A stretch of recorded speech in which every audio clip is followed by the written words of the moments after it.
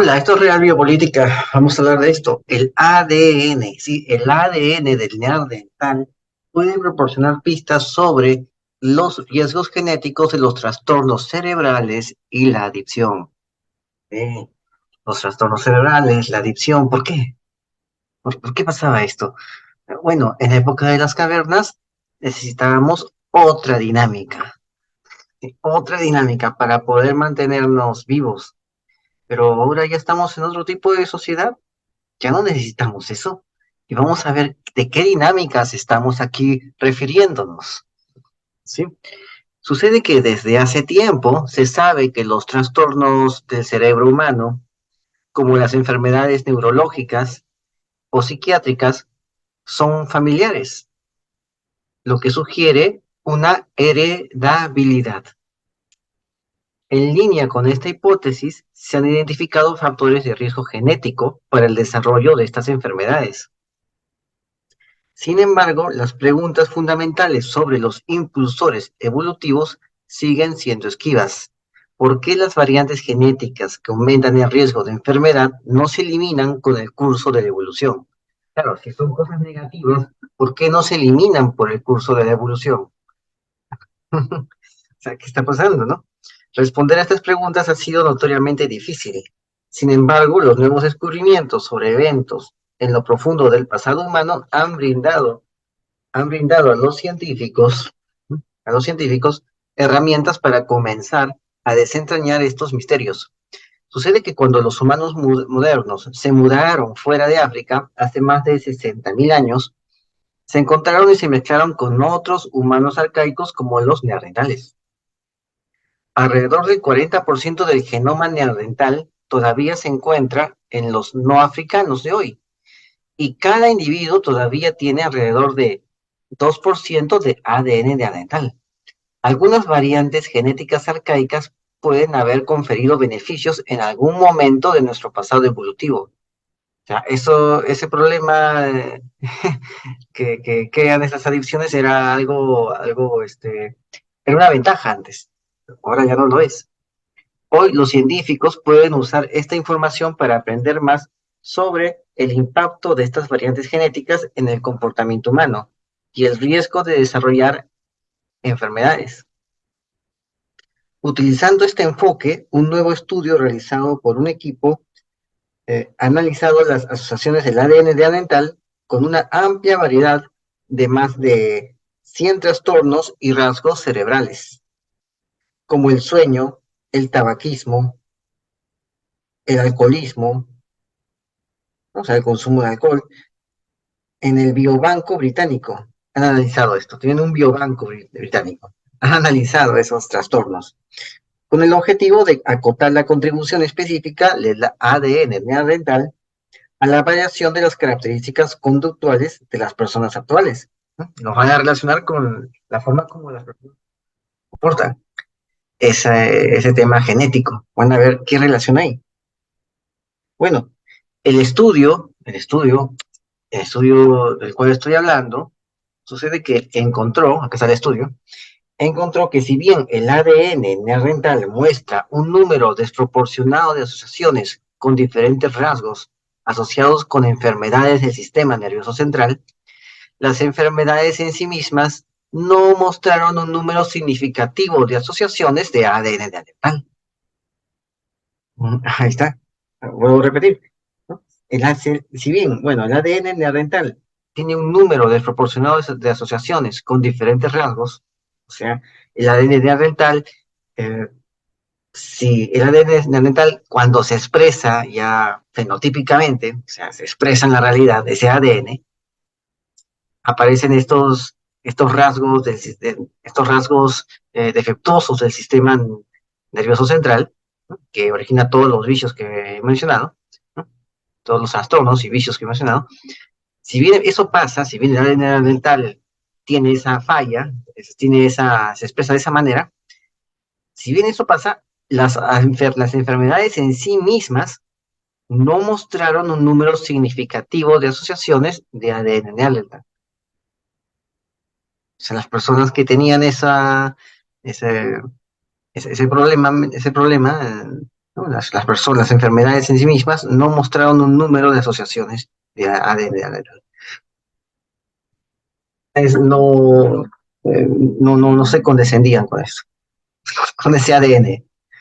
A pesar de que el ADN neandertal, que ya el genoma ha sido, cuyo genoma ya ha sido descifrado, tiene estas tendencias.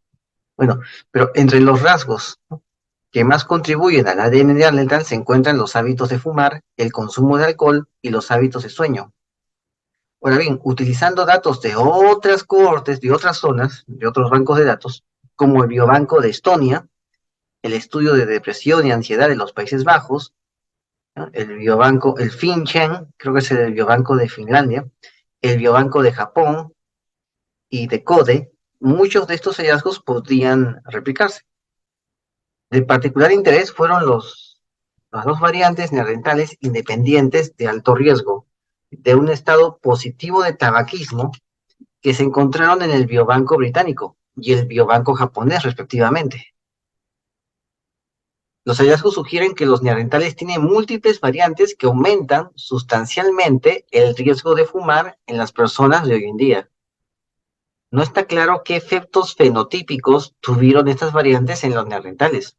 O sea, y de eso lo vamos a hablar después, ¿no? No se sabe qué efectos fenotípicos tuvieron estas variantes en los neandertales. O sea, no se sabe cómo estas variantes se expresaron en la realidad en el organismo neandertal. No se sabe exactamente, ¿no? Quizás por eso quieren revivir a las especies distintas, para poder encontrar una clave.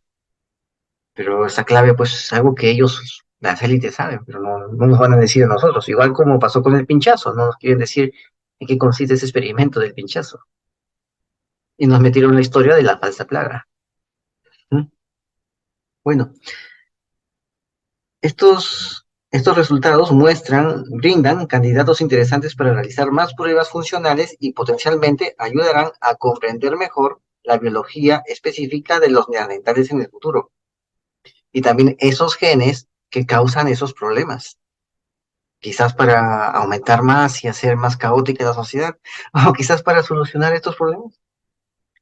Las asociaciones significativas del ADN neandertal con el alcohol y el tabaquismo podrían ayudar a desentrañar el origen evolutivo del comportamiento adictivo y de la búsqueda de recompensas.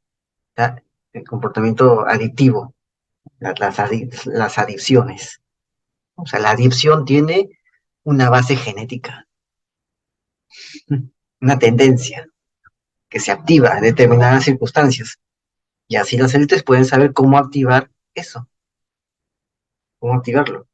Bueno, es importante tener en cuenta que los problemas para dormir, el consumo de alcohol, el consumo de nicotina, se han identificado constantemente como factores de riesgo comunes para una variedad de trastornos neurológicos y psiquiátricos. Por otro lado, hay algunos hallazgos interesantes de antropología que han sugerido algunos beneficios sociales de una mayor tolerancia a estas sustancias en los cazadores-recolectores. O sea, para un hombre de las cavernas, para un cazador-recolector, esto era una ventaja. O sea, era una ventaja estos problemas para dormir, ¿no? O sea, mantenerse despierto el mayor tiempo posible era una ventaja. Evitabas que te coman. Prácticamente era eso, evitabas que te coman. Bueno, y tener un cuerpo que pueda aguantar el alcohol, el tabaco, que te mantienen despierto, ¿no? O sea, que mantienen despiertos, ¿no? Una vigía, o sea, que puedan prolongar la vigía, ¿no? Tener ese organismo que pueda prolongar la vigía y se pueda ayudar de estas sustancias, de alcohol, tabaco, también era una ventaja, mantenerse despierto lo más posible y así evitabas que un animal por ahí te devore en plena noche, sobre todo si estabas en un campo abierto. No estabas exactamente en una cueva y no tenías cómo taponear tu cueva, ¿no? O sea, ser vigía, pues era una cuestión de vida y muerte, ser el vigía de la zona, ¿no? El vigía de la tribu, y no dormirse y dejar a toda la tribu desamparada mientras te dormían.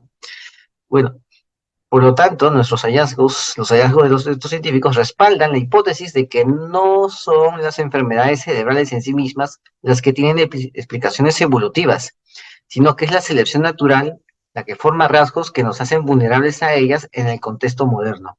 sea, esa selección natural que existió en la época paleolítica, en la época de las cavernas, en la época de los cazadores recolectores, esa selectividad natural es la que se ha trasladado hasta nosotros, en estas sociedades industrializadas y postindustrializadas, donde ya no es necesario mantener la vigía, ya no es necesario mantener la vigía para poder sobrevivir, para evitar que alguien te devore, que alguien te coma, ¿no? Que venga un oso o un diente de sable, ¡pah! No, no, no es necesario, pero ha quedado ese gen, ese gen ha quedado en la gente, en algunas personas. ¿No? Y en ese gen está la tendencia pues al alcohol, al tabaquismo, ¿no? ¿No? Soportar esas cosas para mantenerse despiertos, ¿no? Solamente que algunos no lo hacen para mantenerse despiertos, sino que también en el mundo industrializado ese gen se expresa en el vicio. Mientras en el mundo antiguo, en el mundo prehistórico, ese gen se expresaba en ser un mejor vigía y en mantenerse despierto para poder cuidar a la tribu y evitar que te coman, ¿no? Estar alerta para evitar que te coman. Ese era el gen, ¿no? O sea, mira, ese mismo gen, cómo se expresa, cómo se utiliza socialmente en ambos tiempos, ¿no? En el tiempo antiguo, en el tiempo prehistórico y en el tiempo ya, digamos, poshistórico que estamos cerca de la nueva dictadura tecnológica, ¿no? Bueno, entonces, esa es la forma como se expresa el gen neandertal, ¿no? Los neandertales, pues, poblaron partes de Eurasia 100.000 años antes de que los humanos modernos salieran de África para poblar el mundo. La alta frecuencia de algunas de las variantes asociadas con diferentes patrones de sueño podría sugerir que estos han sido ventajosos fuera de África. Un entorno definido, por ejemplo, por distintos niveles de estacionalidad y exposición a los rayos UV, que el entorno que se encuentra en África, donde evolucionaron los humanos modernos. Acá está. O sea, esa alta frecuencia de variables asociadas con diferentes patrones de sueño, ¿no? Podría sugerir que ha sido ventaja, que ha sido una ventaja. Ese entorno que está en África, es definido por diferentes niveles de estacionalidad, ¿no? Y exposición a los rayos ultravioleta, que en el fondo se encuentran en África, que el entorno que se encuentra en África, donde evolucionaron los humanos modernos. Hablan de ese entorno de los rayos UV, que también moldean a la gente, los rayos ultravioletas. Y de eso también hemos hablado en el tema de genética de poblaciones del Centro de Población, de la ONG, el Centro de Población de Rockefeller, que ellos están haciendo esas investigaciones sobre rayos ultravioletas y la capacidad de tener gente educada y sana, inteligente y sana, según la cantidad de rayos ultravioletas que hay en diversas áreas. Están haciendo una relación entre eso. Y acá hablan de esas variantes, ¿no? De esas variantes relacionadas con los patrones de sueño.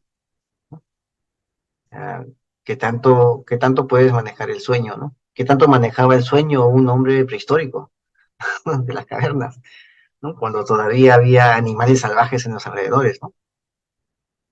Y te podían comer en cualquier momento. Está fuera de África, ¿no? Pues fuera de África, pues hay altos niveles de estacionalidad, ¿no? O sea, el clima no es tan estable, ¿no? También hay diversas formas de rayos UV.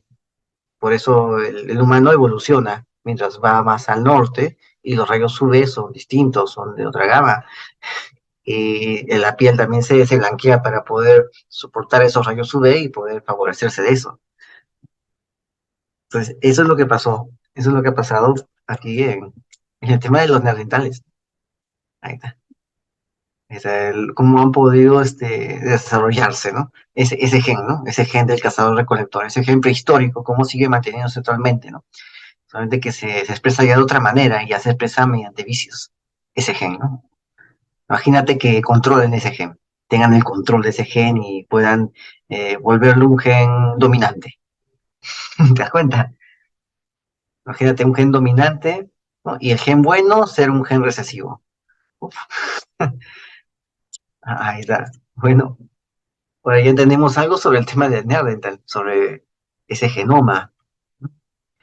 Y bueno, esto fue Real Biopolítica. Suscríbete, comenta y comparte, hazlo viral y no te olvides, la verdad está a la vista. Saludos.